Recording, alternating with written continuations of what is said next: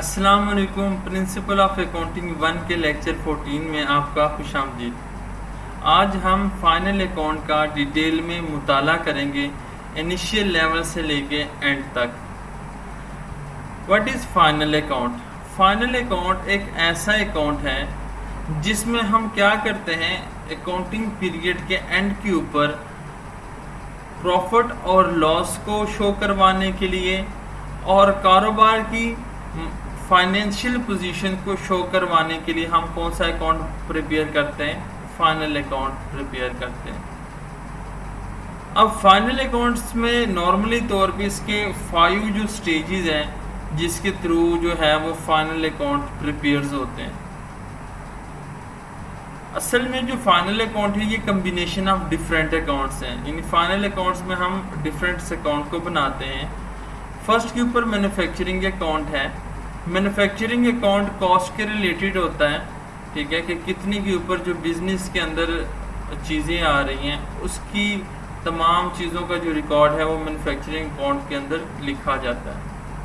Trading account, trading account is about, ہم اس کو پڑھیں گے ڈیٹیل کے اندر، اس میں ہم ڈائریکٹ ایکسپنسز اور ڈائریکٹ انکم کا مطالعہ کرتے ہیں۔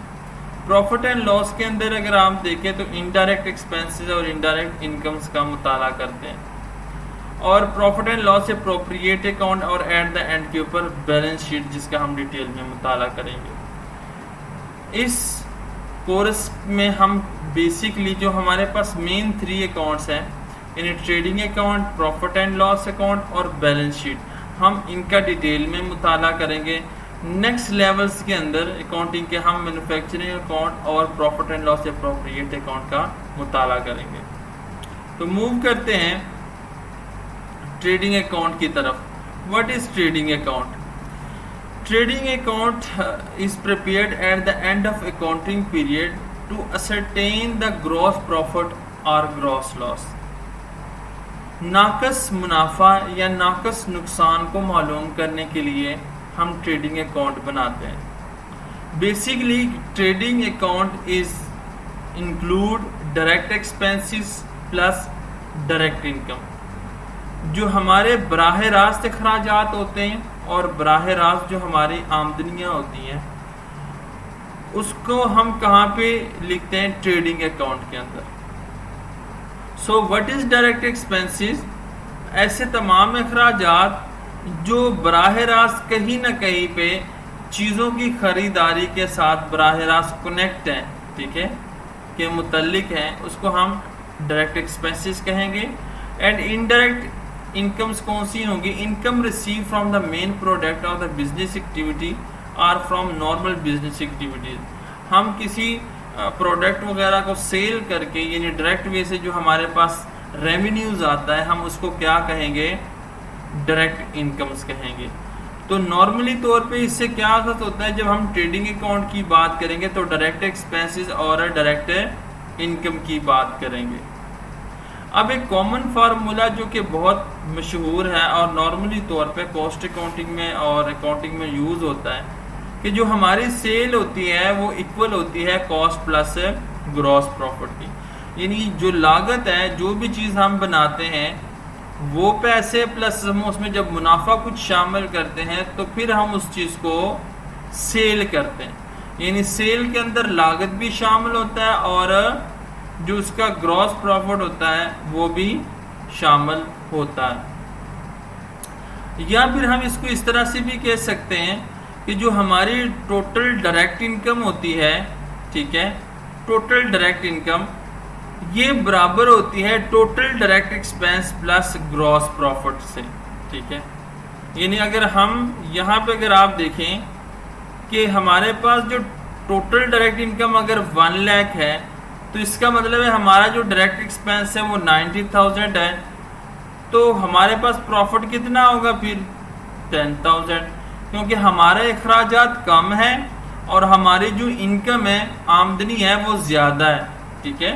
یعنی اگر آپ کے اخراجات کم ہوں گے، ڈائریکٹ ایکسپنس آپ کے کم ہیں اور ڈائریکٹ انکم آپ کی زیادہ ہے، تو اٹس مین کہ آپ کو جو گراس پروفٹ یعنی آپ کو منافع ہو رہا ہے، ٹھیک ہے، اس کو ہم کیا کہیں گے؟ گراس پروفٹ کہیں گے۔ اسی طریقے سے گراس پروفٹ ہم اس طرح بھی اس کو لکھ سکتے ہیں کہ جب ہم سیل میں سے مائنس کر دیں کاسٹ کو، اور سیدھی سی بات ہے کہ اگر ہم اس کو کاسٹ کو ادھر لے جائیں تو یہاں پہ پلس ہو رہا ہے، ادھر جا کے مائنس ہو جائے گا، تو یہ بھی ہم کہہ سکتے ہیں gross profit is equal to sell minus cost. تو ٹریڈنگ اکاؤنٹ میں ہم کرتے کیا ہیں، بالکل ایسے ہی کرتے ہیں، ہمارے پاس جو ڈائریکٹ ایکسپینسز ہوتے ہیں اور جو ہمارے پاس ڈائریکٹ انکم ہوتی ہے ہم ان کا ڈفرینس لیتے ہیں، ٹھیک ہے۔ اگر ہماری جو انکم ہے یعنی ڈائریکٹ انکم زیادہ ہے کس سے، ڈائریکٹ ایکسپینس سے، تو پھر اس کا مطلب ہے گراس پروفٹ ہوگا۔ اگر ڈائریکٹ ایکسپینسز زیادہ ہیں اور انکمز جو ہیں وہ کم ہیں تو اس کا مطلب ہے گراس لاس ہوگا، ٹھیک ہے۔ تو ہم یہ فارمولا میں نے اور اس کو نیرو ڈاؤن کیا ہے چیزوں کو کہ gross profit is equal to total direct income minus total direct expense. یہاں پہ آپ کو یہ ڈیفرنٹ کلر میں شو ہو رہا ہے، یہ بیسیکلی تھیم یہ اس کے پیچھے کہ جو اماؤنٹ بڑی ہوگی پروفٹ بھی اسی کا ہوگا۔ تو ڈائریکٹ انکم یہاں پہ گرین میں ہے، زیادہ ہے، اور ڈائریکٹ ایکسپینس کم ہے، تو یہاں پہ گراس پروفٹ یہاں پہ آپ کو شو ہو رہا ہے۔ اگر ایکسپینس زیادہ ہوتے ہیں تو اٹس مین انکم کم ہے، تو پھر یہ گراس لاس اس کا ڈفرینس آنا تھا۔ اب یہاں پہ اگر آپ دیکھیں یہ ایک فارمیٹ ہے، ٹھیک ہے، ٹریڈنگ اکاؤنٹ کا۔ یہاں پہ ہم نیم لکھتے ہیں trading account for the year indeed 31 دسمبر 2025۔ جس فارمیٹ کے اندر جو ہمارے پاس ڈیبٹ سائڈ کے اوپر ہے ہم ڈائریکٹ ایکسپینسز لکھتے ہیں اور کریڈٹ سائڈ کے اوپر ڈائریکٹ انکمز لکھتے ہیں، ٹھیک ہے۔ اب اس میں نارملی طور پہ ہمارے پاس ڈائریکٹ ایکسپینسز کون سی ہو سکتی ہیں، یہ میں نے ایک ٹیبل دیا ہے، اس کے علاوہ اور بھی فردر بھی ڈائریکٹ ایکسپینسز ہو سکتے ہیں، لیکن یہ کامن ڈائریکٹ ایکسپینسز ہے جو کہ عام طور پہ انیشیل لیول کے اوپر پرابلمس کے اندر یوز ہوتے ہیں۔ اب یہاں پہ اگر آپ دیکھیں تو یہاں پہ اوپننگ سٹاک ہے، ڈائریکٹ ایکسپینس، پرچیز ہے، ویجز ہے، freight inward, carriage transportation inward, insurance in transit, customer duty ہے، clearing charges, excise duty, manufacturing expenses, لویلٹی، motive power, cool, fuel and gas, ڈاک چارجز۔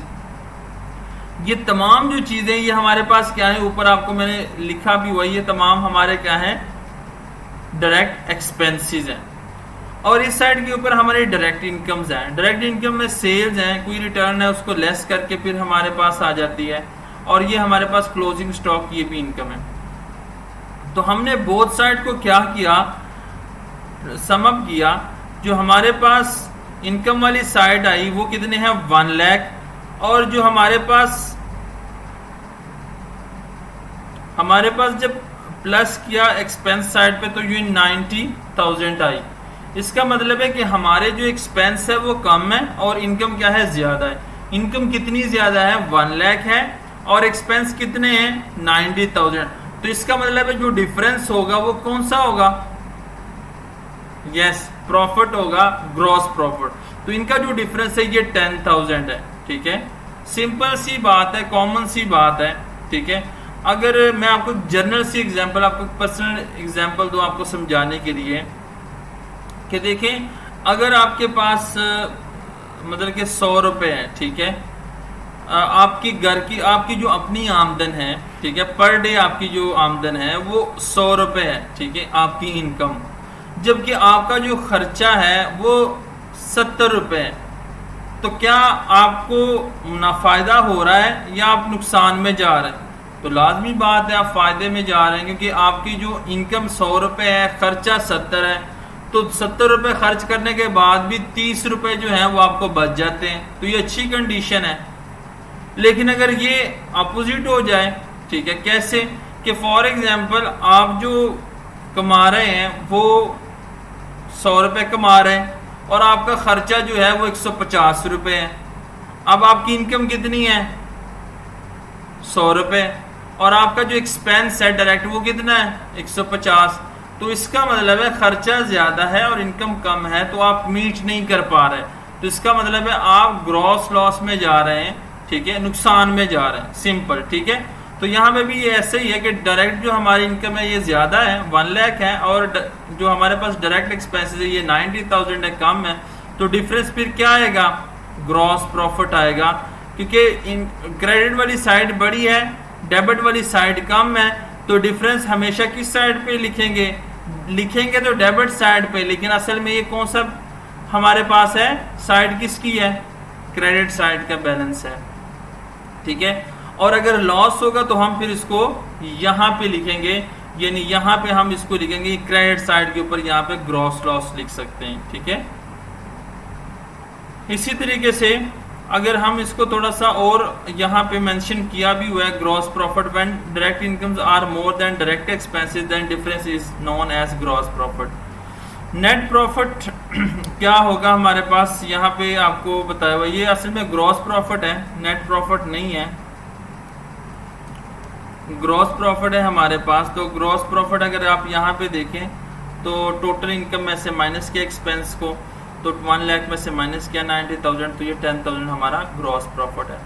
گراس لاس کب ہوگا، جب ہمارے پاس ٹوٹل ایکسپینسز جو ہیں وہ زیادہ ہیں اور جو ہمارے پاس ٹوٹل انکم ہے وہ کم ہے. ان this case sorry this will be grass لاس، ٹھیک ہے.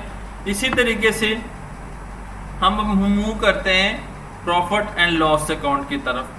So what is profit and loss account? Profit and loss account is prepared to ascertain the net profit or net loss in the business organization at the end of accounting period. ٹھیک ہے. ہم کیا کرتے ہیں کہ organization کے accounting period کے and کے اوپر، یعنی کہ ہم at the and of the year ہم کیا کرتے ہیں، کمپنیز کے نیٹ پروفٹ یا نیٹ لاس کو کیلکولیٹ کرنے کے لیے ہم کیا بناتے ہیں، پروفٹ اینڈ لاس اکاؤنٹ بناتے ہیں.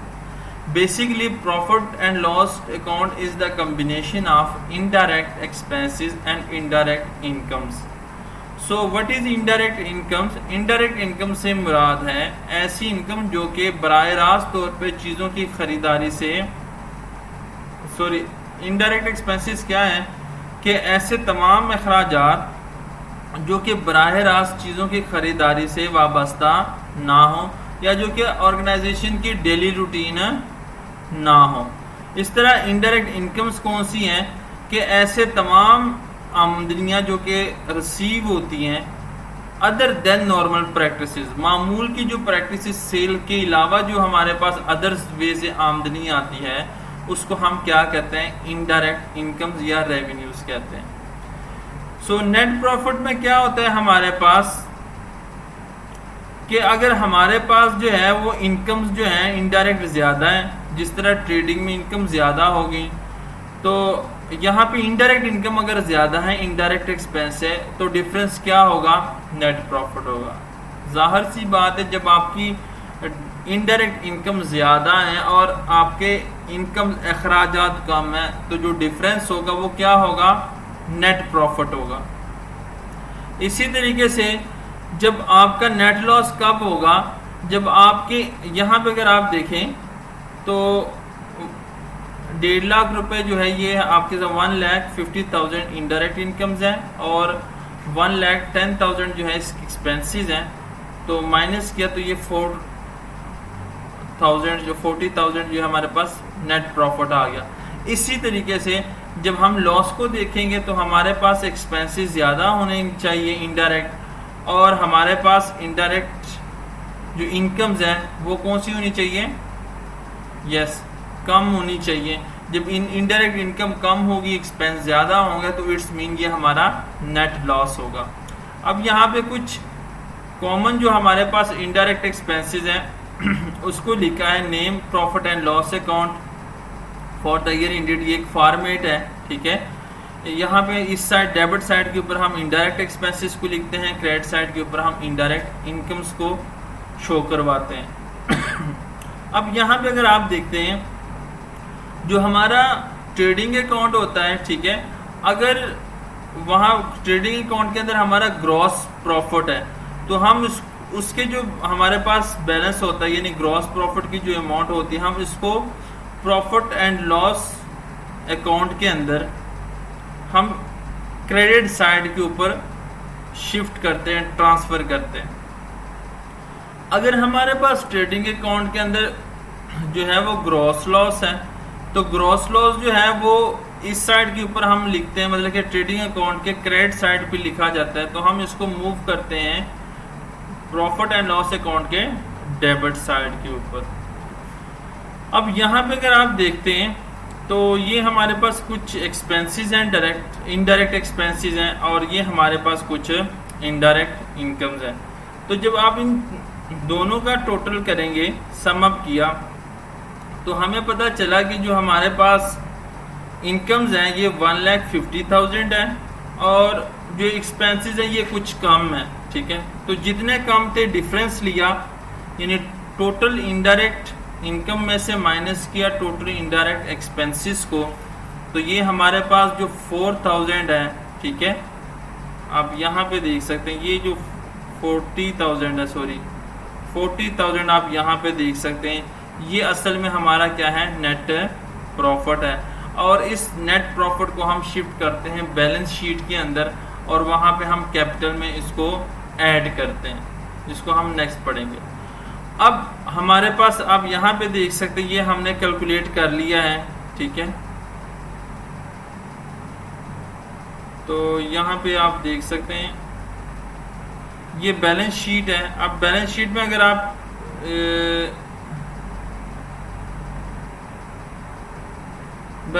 اگر آپ یہاں پہ دیکھیں، statement of asset and liability which is prepare at the and of accounting period to show the financial position of the business. کاروبار کی مالیاتی حالت کو ظاہر کرنے کے لیے ہم کیا بناتے ہیں، بیلنس شیٹ بناتے ہیں۔ بیسکلی بیلنس شیٹ جو ہوتا ہے وہ combination of asset, liability and capital ہوتا ہے، یعنی ہم ایسٹس کا موازنہ کرتے ہیں لائبلٹی اور کیپٹل کے تھرو، اور کمپیریزن کرتے ہیں کہ آیا ہمارے ایسٹ زیادہ ہیں یا ہمارے لائبلٹی زیادہ ہیں۔ نارملی طور پہ ہوتا کیا ہے کہ بیلنس شیٹ کو at the and of the accounting period جو ہے، یا اکاؤنٹنگ ایئر کے اینڈ کے اوپر بنایا جاتا ہے، جو کہ نارملی طور پہ 31 دسمبر کو ہم اس کو شو کرتے ہیں۔ اب یہاں پہ اگر آپ دیکھیں تو یہاں پہ کچھ ڈفرینٹ ٹائپس کے ہمارے پاس ایسٹس ہیں، جو کہ میں آپ کو شارٹ اس کی بریف انٹرو آپ کو بتا دوں، ایکسپلینیشن بتا دوں۔ لیکوڈ ایسٹ کیا ہوتے ہیں کہ ایسے اثاثہ جات، اصل میں ایسٹ کیا ہے کہ وہ تمام اشیاء جو کسی کاروبار کی ملکیت میں وہ ہمارے ایسٹس کہلاتے ہیں۔ تو what is liquid asset? Liquid asset ایسے اثاثہ جات جو کہ ہم کوئکلی اس کو کنورٹ کر سکتے ہیں انٹو کیش، ٹھیک ہے، فوراً ہم کنورٹ کر سکیں۔ کرنٹ ایسٹ کون سے ہوتے ہیں؟ جن کے بینیفٹ لیس دین 1 ایئر کے لیے بزنس کے اندر ہو، اس کو ہم کرنٹ ایسٹ کہتے ہیں۔ فکس ایسٹ جن کی بینیفٹ مور دین 1 ایئر، یعنی 1 سال سے زیادہ جن کا استعمال ہو، اس کو ہم فکس ایسٹ کہتے ہیں۔ ٹینجیبل ایسٹس کون سے ہوتے ہیں؟ ایسے اثاثہ جات جو کہ ظاہری طور پہ جس کو ہم ٹچ کر سکیں، جس کو ہم دیکھ سکیں، فزیکل جس کی ایگزسٹنس ہو، اس کو ہم ٹینجیبل ایسٹس کہتے ہیں۔ انٹینجیبل ایسٹس کون سے ہوتے ہیں؟ جس کی کوئی فزیکل ایگزسٹنس نہ ہو، جس کو ہم دیکھ نہیں سکتے، صرف محسوس کر سکتے ہیں۔ اس کے بعد ویسٹنگ ایسٹس کون سے ہوتے ہیں؟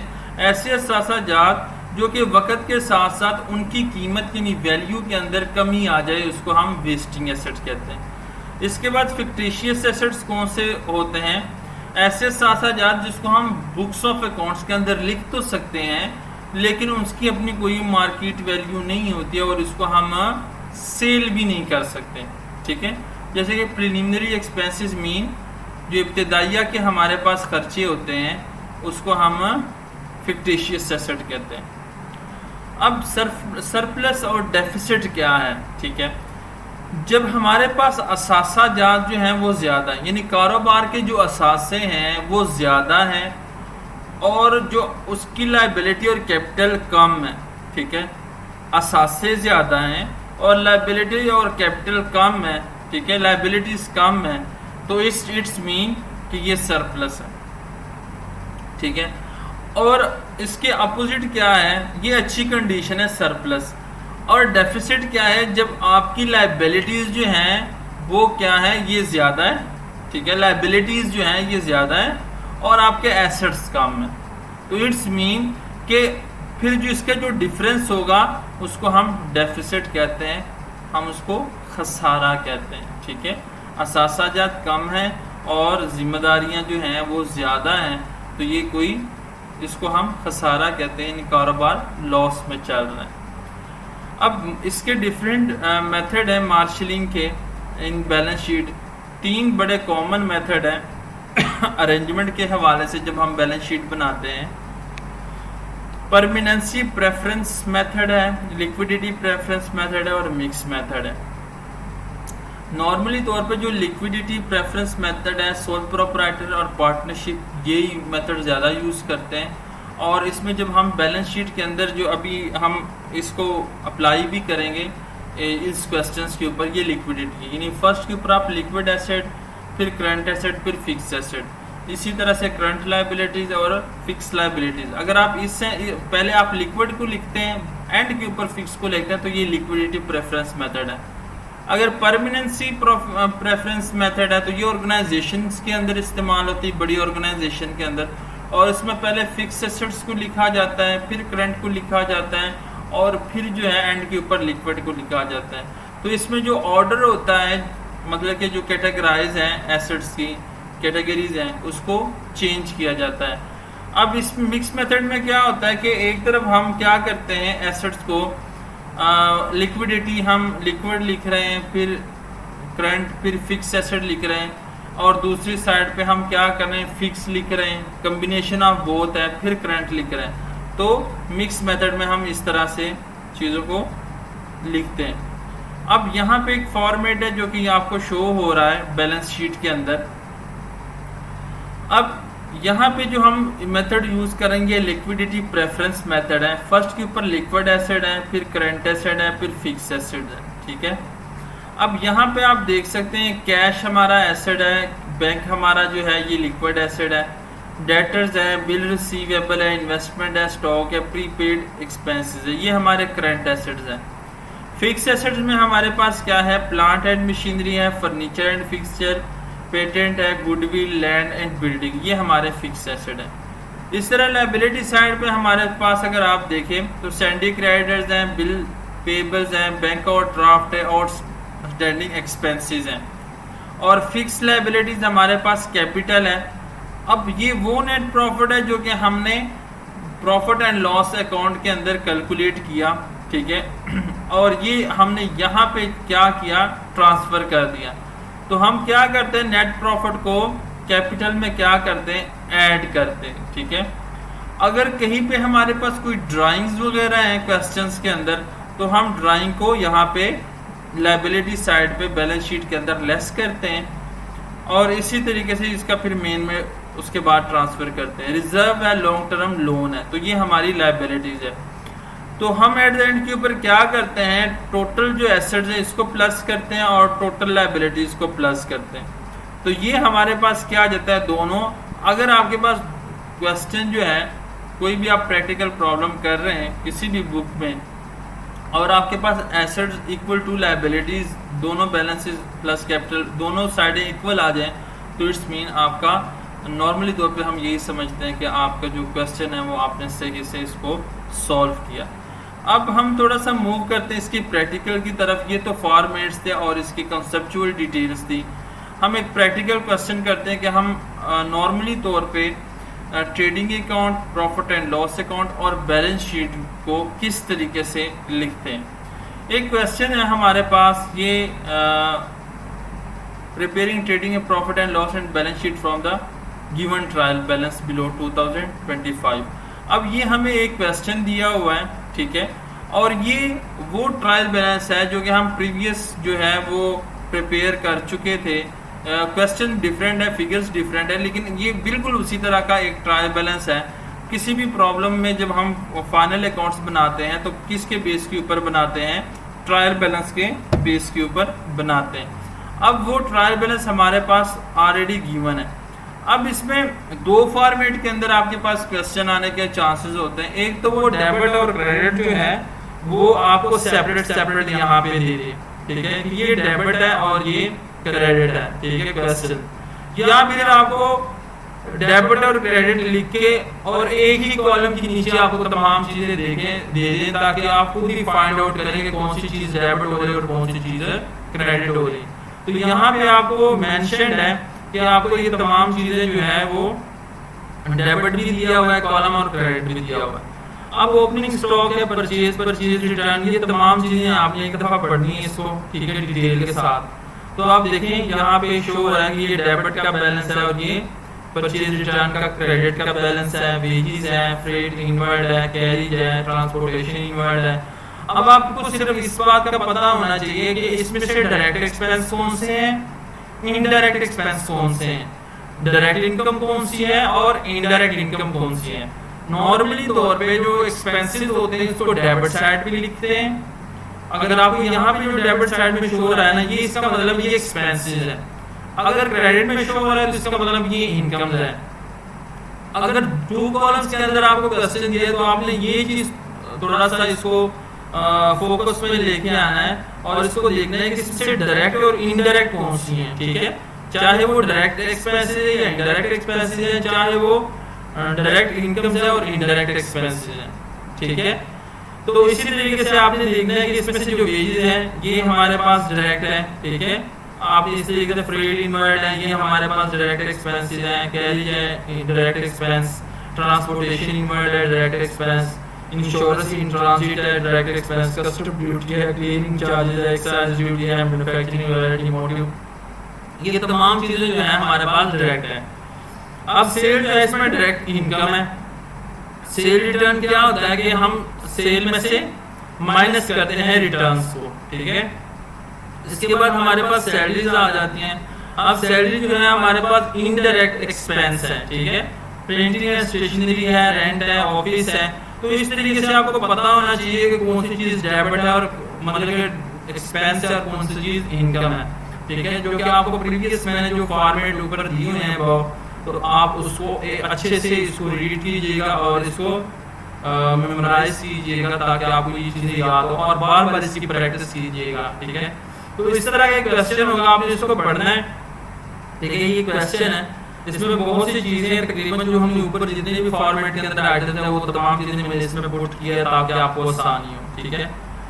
اور ایک دفعہ آپ اس کی ریہرسل ہو جائے, آپ کو پریکٹس ہو جائے, ٹھیک ہے. اس طریقے سے یہ ایسٹ ہیں اس کے اندر, ٹھیک ہے. ایک ٹرائل بیلنس کے اندر یہ چیزیں دی ہوئی ہیں, آپ کو ایسٹ بھی دیا ہے, کیپٹل بھی دیا ہوا ہے, ڈرائنگ بھی دی ہوئی ہیں اور یہاں پہ ٹوٹل آپ کو یہاں پہ بتایا ہوا ہے, ٹھیک ہے. ارتھمیٹیکل ایکوریسی جس کو ٹرائل بیلنس میں نے آپ کو بتایا تھا debit side equal to credit side, تو یہ 5,07,000 5,07,000 دونوں سائڈ ایکول ہیں. اب ہم اس کو کیا کرنا ہے, profit trading and profit and loss account بنانا ہے.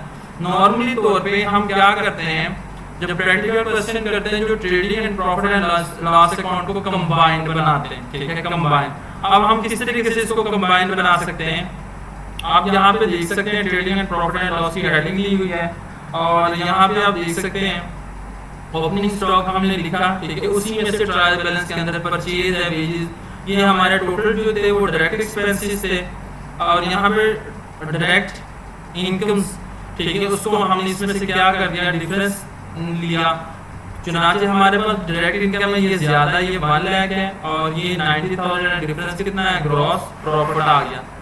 اگر یہ لاس ہوتا مطلب ایکسپینس زیادہ ہوتا تو ہم یہ جہاں پہ میں نے یہ ریٹ کے اوپر یہاں پہ آپ کو شو ہو رہا ہے تو یہاں پہ ہم اس کو کیا کرتے, لکھتے اور پھر یہ ادھر موو ہو جاتا.